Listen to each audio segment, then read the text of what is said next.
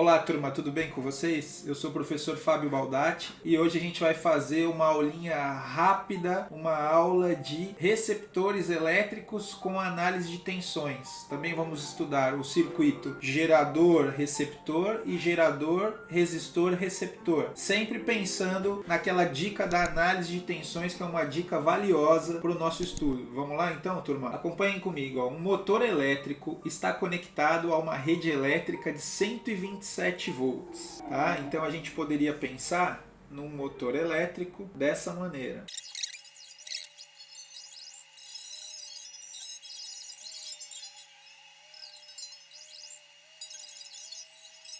Então está aqui um esboço do nosso motor elétrico e aí vamos ver as informações.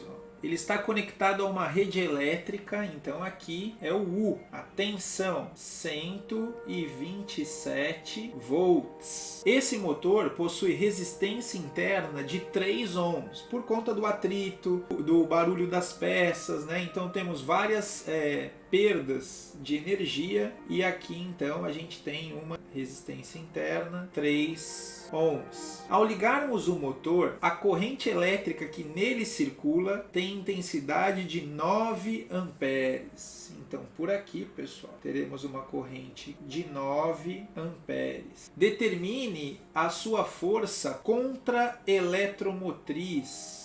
Você deve estar lembrado, força contra-eletromotriz representada pelo E', certo? Então vamos lá. Essa é uma aplicação direta do conceito de receptores, mas aí você poderia pensar assim, professor, como eu vou saber que um motor elétrico é um receptor? Ora, turma, basta você fazer aquele raciocínio das flechas, lembra? Olha só, esse motor, ele está recebendo que tipo de energia? Ele está recebendo energia elétrica.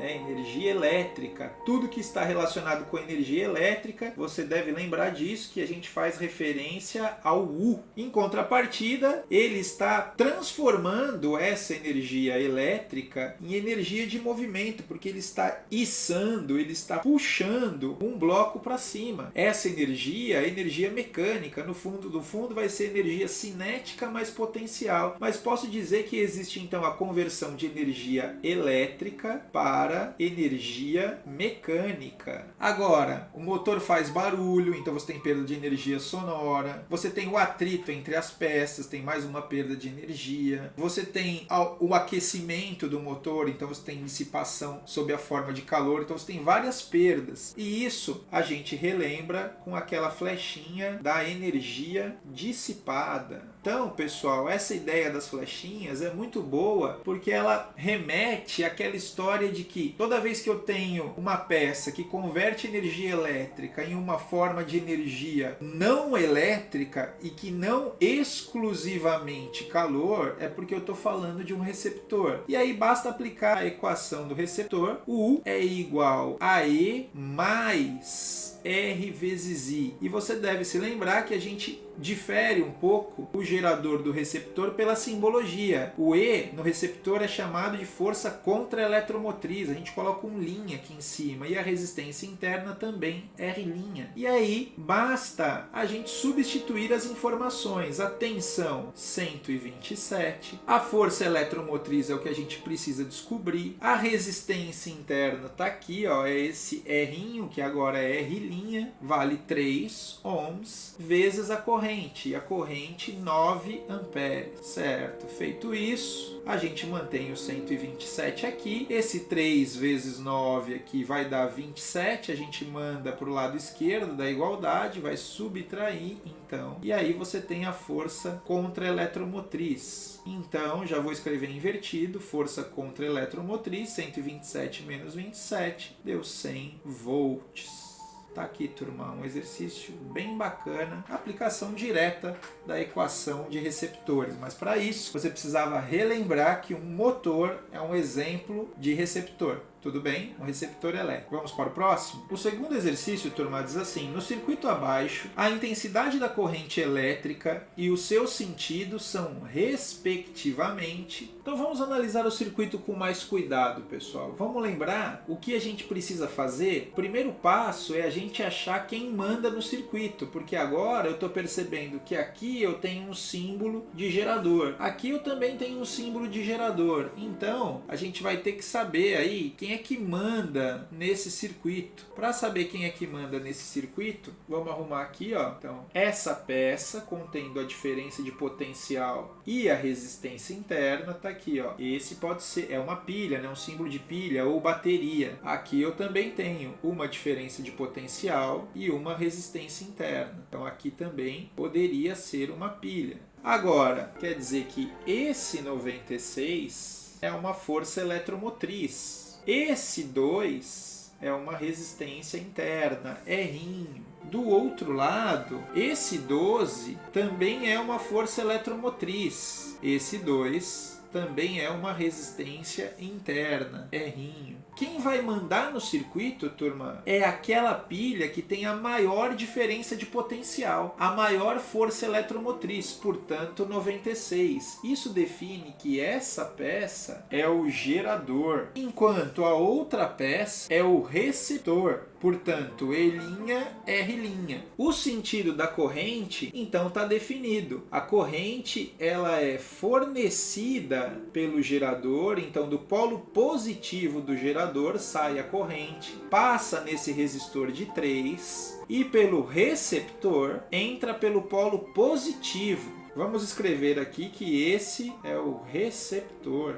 Agora, turma, uma vez definido o fluxo de corrente, você poderia pensar também, professor, a gente pode batizar os pontos do circuito? É importante saber batizar os pontos do circuito. É importante saber batizar os pontos do circuito. Esse cara a gente costuma batizar de ponto A, o polo positivo do gerador. O polo negativo do gerador a gente batiza de ponto B. Daqui para cá tem um elemento novo de circuito, então seria o ponto C, no final do receptor o ponto D, e aí batizamos. Agora a gente vai fazer o nosso truque da análise de tensões. A gente não precisa decorar as formulinhas, pessoal. Vamos lá então? A gente vai analisar o circuito nesse sentido, ó, acompanhando a corrente. Então aqui, ó, esse vai ser o nosso sentido de análise. A partir do ponto A, a minha análise está para a direita e a corrente também está para a direita. Toda vez que isso acontecer, a gente escreve mais R vezes I. Aí eu venho na ramificação da direita, descendo com a minha análise e chegamos a um polo positivo. Toda vez que isso acontece, basta escrever o sinal de mais, porque a nossa análise bateu no polo positivo, e o valor da força contra-eletromotriz, né? O valor da diferença de potencial que vai estar marcado lá na pilha ou bateria recarregável. Então aqui apenas 12 volts, aí não tem continha. Continuando nossa análise, encontramos mais um resistor, que é a resistência interna. Tudo bem, mais R no caso que é 2, vezes I. Continuando a nossa análise, a gente encontra um resistor de 5 ohms. Então mais R, que é 5, vezes I. E por último, a gente encontra o último resistor, que é a resistência interna do gerador. Então mais R, que é 2, vezes I. E finalmente chegamos no polo negativo, o polo negativo da diferença de potencial. Então é só escrever menos o valor do E que está aqui, 96. Quando a gente chega no ponto que a gente começou a fazer a nossa análise, aí é só igualar a zero. Pronto, pessoal, juntando I com I, então a gente vai pegar 3I com 2I, isso deu 5I, com 5I vai dar 10I, mais 2, isso deu 12, vezes I. Agora, menos 96 mais 12, isso vai dar menos 84, que quando a gente passa por outro lado, dá 84, certo? Aí é só a gente passar dividindo o 84 por 12 e vem a resposta final. Portanto, a corrente vale 7 amperes. resposta final. Vamos para o próximo exercício? O exercício 3 diz assim, turma: utilizando o circuito elétrico abaixo, podemos afirmar que a intensidade da corrente elétrica que atravessa o resistor de 3 ohms é de quanto? Então, o primeiro passo, achar a pilha. Toda vez que eu vou analisar um circuito, eu preciso achar a pilha. Nesse caso, eu tenho duas suspeitas. Ou está na ramificação, da esquerda, está aqui já demarcada, ou está na ramificação da direita. Agora, tem aquela dica da maior diferença de potencial. Então, 40 volts vence 12 volts. Isso define que 40 volts é a força eletromotriz e esse 2 é a resistência interna. E esse 12 volts é a força contra-eletromotriz e esse faz papel de resistência interna do receptor. Então, na ramificação da esquerda, temos um receptor.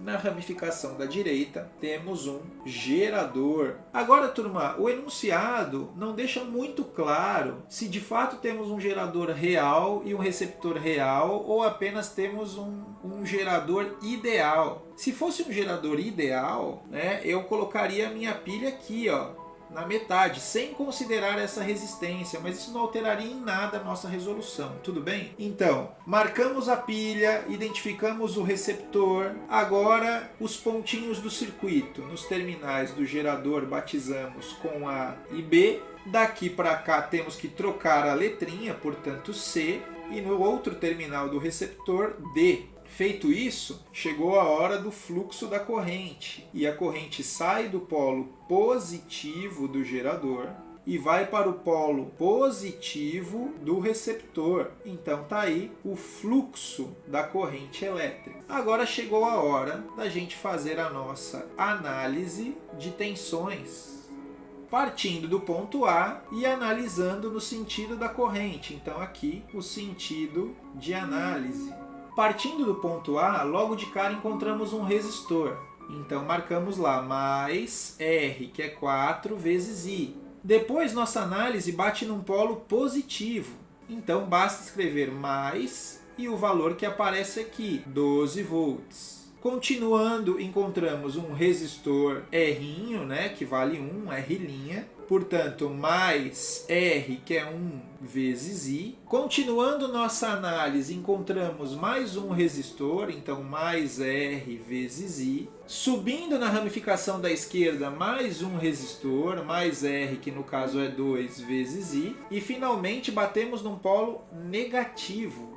Quando isso acontece, é só escrever menos o valor da força eletromotriz, nesse caso 40 volts. Cheguei no ponto que comecei minha análise, aí eu posso igualar a zero. Juntando I com I vai ficar assim, ó, 4I, mais 1 deu 5, mais 3 deu 8, mais 2 temos 10 vezes a corrente elétrica, Izinho, menos 40 mais 12, isso vai resultar para a gente 28, que a gente joga para o outro lado. Então o menos 28 passa a ser mais 28. E quando dividimos por 10, ficamos com a corrente 2,8 amperes e o sentido da corrente saindo do gerador para o receptor, e o sentido da corrente é o sentido horário. Isso encerra na alternativa B, 2,8 amperes, no sentido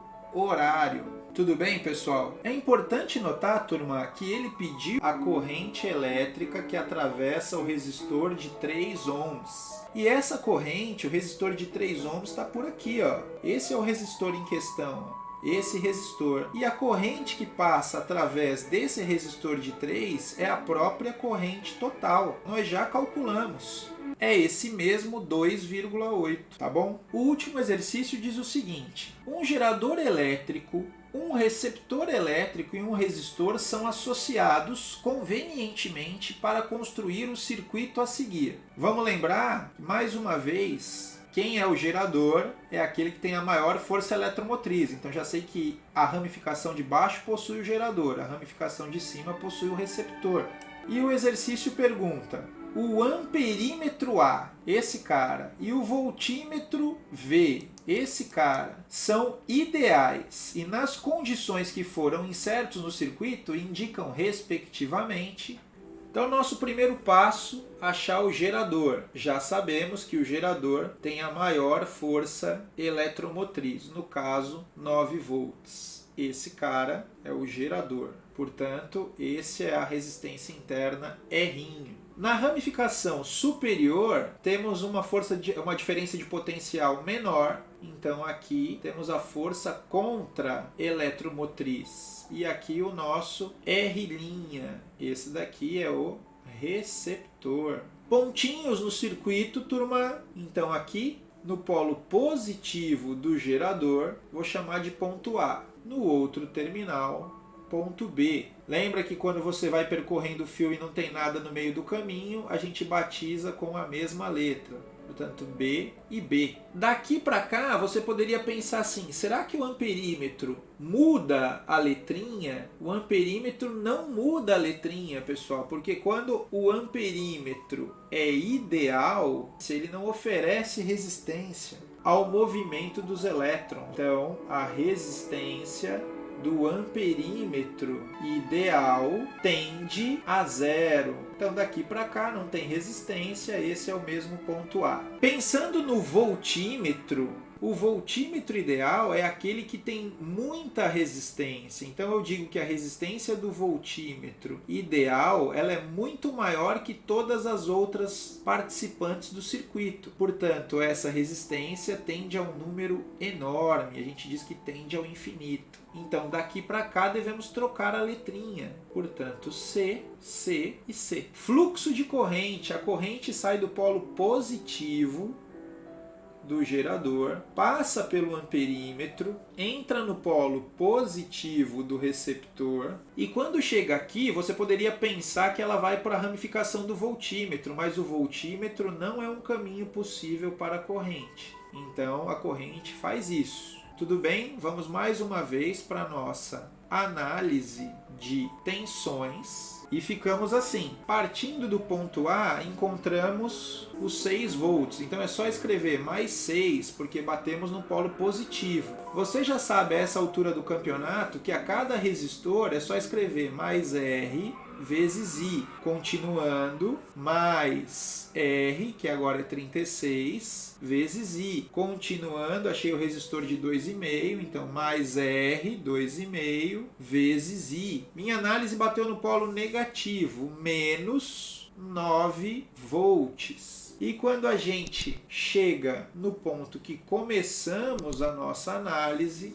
igualamos a 0. Juntando I com I, teremos 1,5 com 2,5, isso vai dar 4, com 36i, 40i, e menos 9 mais 6, isso vai dar menos 3. Esse menos 3 passa para o outro lado, positivo. Nossa continha final, devemos passar o 40 dividindo. E essa conta vai sair melhor dessa maneira. Em vez de escrever 40 embaixo, eu vou preferir escrever 4 vezes 10. Porque eu sei fazer essa conta. 3 quartos, turma, vale 0,75. Só que eu preciso novamente dividir por 10. E dividir por 10 significa jogar a vírgula uma casa para a esquerda. Então, isso daqui vale 0,075 amperes. Olhando nas respostas, não temos respostas em amperes, temos respostas em miliamperes, ou seja, em unidades de 10 a menos 3 amperes. O que significa dizer que basta eu passar essa vírgula, esse número, por exemplo, 75 miliamperes é a nossa resposta. Para conferir, basta a gente lembrar que o mili equivale a um 10 a menos 3. E esse 10 a menos 3, o que faria com o 75? E esse 10 a menos 3, o que faria com o 75, que tem a vírgula aqui? Ele passaria 1, 2, 3 casas à esquerda. Então teríamos 0,075 amperes. O que verifica o resultado que a gente teve anteriormente. Portanto, a resposta final dessa leitura de amperímetro vale 75 miliampere. Então aqui a leitura do amperímetro. Logo, já não pode ser a alternativa C, já não pode ser a alternativa A e já não pode ser a alternativa B. Estamos entre duas. Falta ver ainda a leitura do voltímetro, ou seja, se o eletricista colocar os terminais, as pontas de prova do seu voltímetro aqui, qual seria a leitura? Ele está medindo, então, a tensão entre os pontos C e B. É isso que a gente vai ter que descobrir, turma. Mas está fácil, porque a tensão nessa ramificação de C para B é dada pela primeira lei de Ohm. U é igual a R vezes I. Acontece que a tensão é do ponto C até o ponto B. O resistor tem que ser o resistor que está na ramificação CB e a corrente que passa por ali, que é a própria corrente total. Substituindo os valores, então já vou dizer que a tensão do voltímetro vale o valor da resistência 36 vezes a corrente, e essa corrente a gente já sabe calcular porque ela estava aqui, né? Eu vou usar ela com esse formato aqui, ó, 3 sobre 40. 3 sobre 40, que eu até poderia escrever 4 vezes 10 para facilitar um pouco mais a nossa vida, porque essa conta daria 36 dividido por 4, isso dá 9. 9 vezes 3 deu 27 e ainda temos que dividir por 10. Portanto, a leitura do voltímetro vale 2,7 volts. Resposta final. Leitura do voltímetro. E ficamos então com a resposta E. Finalizando assim a aulinha de hoje. É isso, turma. Fiquem bem, continuem estudando, nós vamos estar aqui para ajudar. Um abraço para vocês e até mais. Tchau, tchau.